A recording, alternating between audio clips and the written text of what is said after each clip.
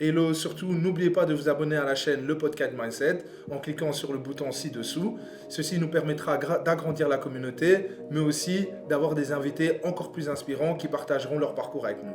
Alors surtout, abonnez-vous, que vous écoutez le podcast sur YouTube, Apple Podcasts ou Spotify. Et à ce moment-là, tu te dis, bon, la NBA, c'est compliqué. Tu commences à regarder l'Europe ou tu dis, ah, je vais aller en D-League. Oh, non, à ce moment-là, j'ai pas encore pensé à l'Europe. À ce moment-là, je me dis que j'avais déjà vu des joueurs le faire et je me disais que c'était possible. Mais bon, comme mon agent et moi, on s'est assis, on a parlé, il m'a montré les différentes options, et ben, j'ai pris l'option d'Europe. Ça, c'est un peu plus tard, mais parce qu'il y avait l'option d'aller en D-League.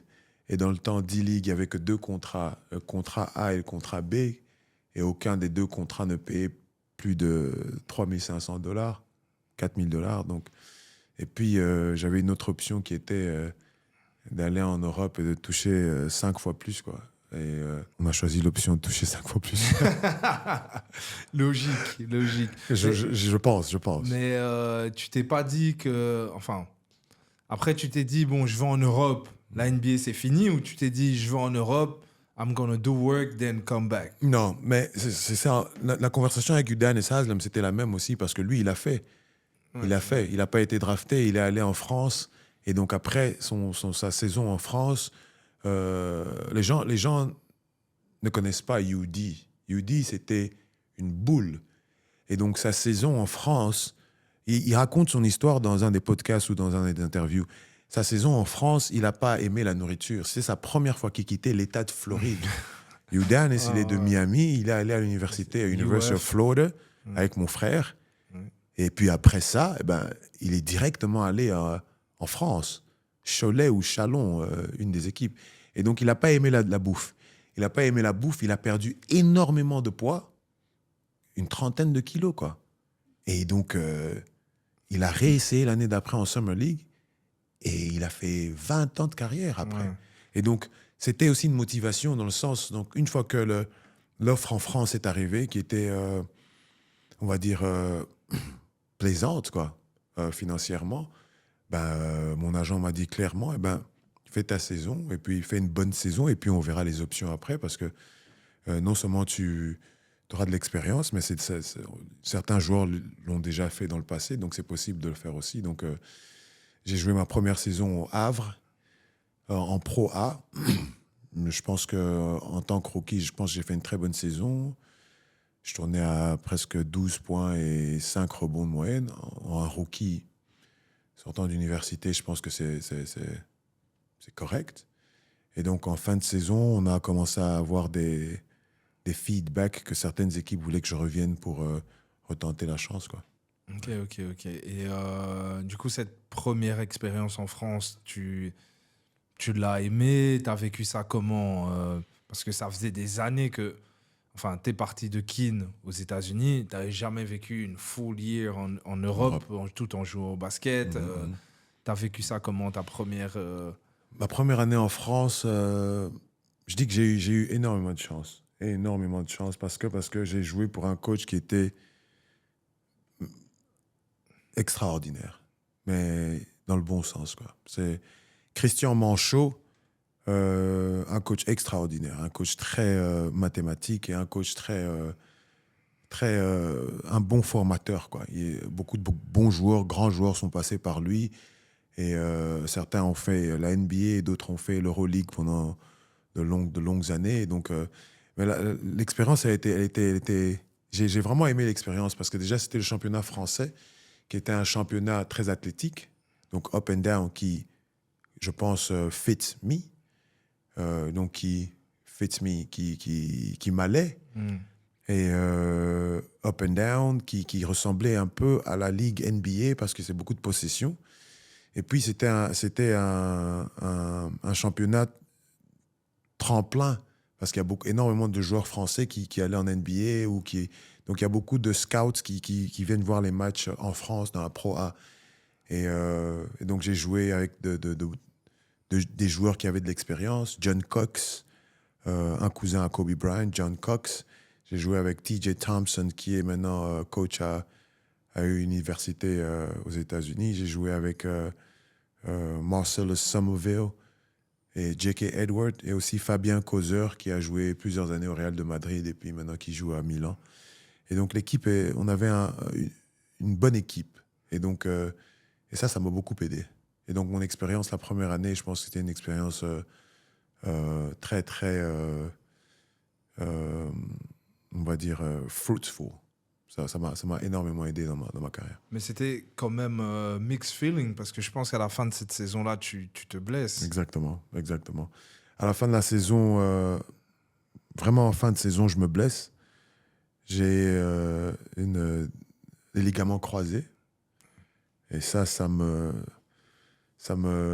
casse. Ça casse mon élan, quoi. Ça casse mon élan. Donc ça veut dire que le rêve d'NBA, l'image NBA, il faut la repousser ou carrément l'annuler. Ça veut dire qu'il faut rentrer dans la rééducation pendant plus de 10 mois. Ça veut dire qu'il faut un travail mental, un travail physique et donc perdre toute une année, quoi. Et en anglais, on dit out of sight, out of mind. Mais les talents, ils viennent...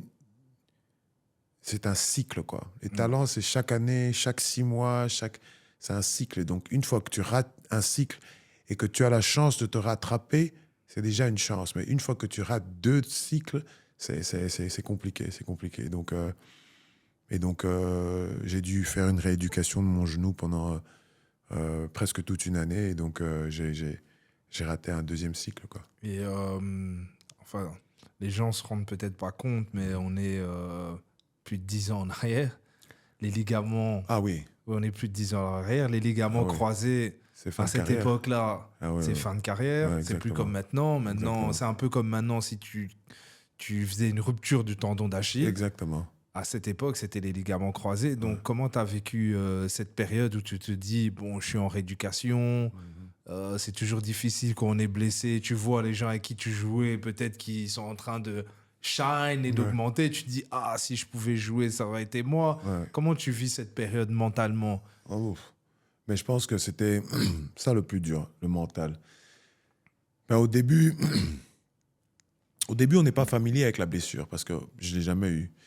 Et donc, en faisant des recherches et en demandant, eh ben, tu te rends compte qu'en fait, ça prend du temps. Ça prend du temps. Et il n'y a pas d'autre façon. Ça doit prendre le temps que ça doit prendre. Donc, ça veut dire que le tendon ou le ligament, le nouveau ligament doit se mettre en place et puis guérir. Et puis, donc, ça prend le temps que ça prend.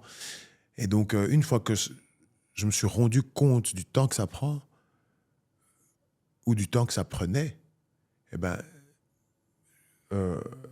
tu tombes dans un cas de dépression un peu. Et donc, c'est tout à fait normal. Tout à fait normal. Dans mon cas, oui, je pense que je suis passé un peu dans la dépression. Parce qu'encore une fois, je ratais ma chance, mais en plus de ça, je faisais plus ce que j'aime faire. Et il fallait de la rééducation, et il fallait payer les rééducations, il fallait être loin de tout le monde. Et donc, ce temps-là que ça a pris, eh ben, c'est quand même assez dur. Et ça m'a beaucoup appris, en fait. Beaucoup, énormément. Ouais. Et comment tu t'es remis sur les... How did you bounce back? Le bounce back, ça m'a coûté cher quand même, le bounce back. Le bounce back m'a coûté cher parce que je voulais vraiment à tout prix revenir. Mais je voulais revenir in the best shape ever, vraiment. Et donc, un ami à moi, Paps Mansa Bansu, qui est maintenant president of the New York Knicks G-League team, ou general manager, un des deux, Paps Mansa Bansu, c'est lui qui me parle d'un chirurgien à Alabama, donc là où je suis allé à l'université, et qui me dit que c'est le meilleur au monde. Ben, je me dis, le nom du chirurgien, c'était James Andrews. Et donc, il me dit, tu vas le voir, je te promets. J'ai travaillé avec lui. Eh bien, je vais le voir avec Paps. Et la fois où je croise Kim Kardashian pour la première fois, c'est à son facility, parce qu'elle est là, et pour le moment, c'est la copine de Reggie Bush, le joueur de football américain. Et donc, qui, lui, était en train aussi de suivre un truc pour son genou. Et donc, je vais le voir, le monsieur James Andrews, et il m'explique que voilà, c'est possible, c'est pas trop tard, et qu'on peut me rattraper et que je pourrais Pourquoi retrouver. c'était pas bien fait? Ça n'a pas été bien fait? Pas la chirurgie, mais la rééducation. Ok, Donc, la ok. rééducation, mais c'est de ma faute. 100% de ma faute. J'ai pris le vol de Paris à Miami 2 jours après mon opération. 3 jours après mon opération. Je n'ai pas recommandé. Donc, ma jambe, elle a gonflé.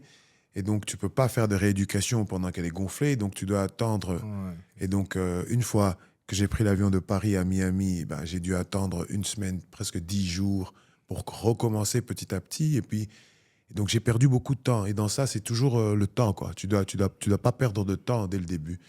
Et donc, j'en ai quand même perdu du temps. J'ai perdu peut-être 3 semaines. Donc, et jusqu'aujourd'hui, j'ai un problème d'extension et de flexion, quoi. J'ai pas tout retrouvé. Mais c'est à cause des 3 premières semaines. Et donc, lui, il me dit que c'est pas trop tard et qu'on pouvait rattraper tout ça. Et donc, ça a coûté, quoi. Mais ça a fonctionné, quoi. Ça a fonctionné. Ça a coûté, mais ça a fonctionné. Et il savait exactement de quoi il parlait. Et j'ai pu me retrouver sur le terrain, quoi.